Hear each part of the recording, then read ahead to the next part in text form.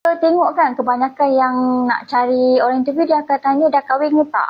Kenapa anda tu sebab kita kalau pagi-pagi ni kan kita kena ada aura yang membangun. Kita tak boleh ada aura yang boleh dropkan kita punya energi. Kalau tak kita masuk tempat kerja kita tu memang semuanya tak kenalah di mata kita. Kita tengok kawan kita pun tak kena. Jadi kita tak naklah ada mood-mood yang macam ni kan. Okey, saya harap semuanya berjalan dengan lancar buat anda-anda di luar sana.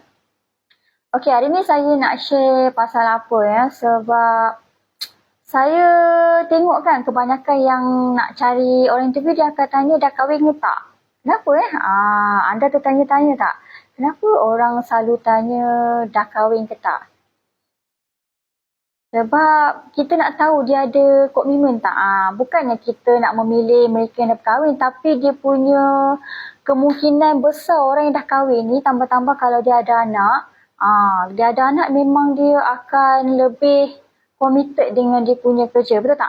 Kalau macam kita tengah cari kerja, and then kita ada anak, kita akan selalu terfikir pasal kita punya anak ni, family kita kan, sebab kita kena dapatkan kerja. Sebab dunia sekarang memang keras ya. Dunia sekarang memang keras.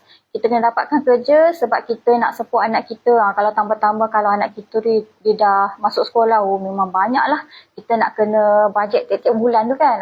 Jadi mereka yang dah berkahwin ni, kebanyakan orang tanya dah kahwin. Kalau dah kahwin, ada anak ke? Sebab kita nak tengok dia punya tanggungan tu. Kalau anak 2-3 orang, dia memang akan ada tanggungan yang agak berat kat sana dan dia memang akan boleh dikatakan 99% dia akan committed dengan kerja. Jadi bila datang interview tu, sebab tu jangan macam pelik lah orang tanya dah kahwin ke, ada anak ke. Anak kalau awak datang kerja, anak tu macam mana, especially perempuan kan. Orang interview tu akan tanya anak, you hantar kat siapa nanti kalau kerja. Sebab dia orang nak figure out macam mana kita nak arrange kita punya family kalau kita datang kerja. Sebab untuk, ya betul, dia faham. You ada anak, kadang-kadang mungkin babysitter ke pengasuh akan call, cakap sakit ke, apa benda ke. So, you kena bagi komitmen kat sana pula. Tapi kat sini kita kena tegaskan lah kalau macam saya ada anak, saya minta kerja, saya akan tegaskan kat sini. Okey, ya betul, saya hantar anak saya kat pengasuh. Jadi, kalau ada apa-apa, saya akan take turn dengan suami saya lah.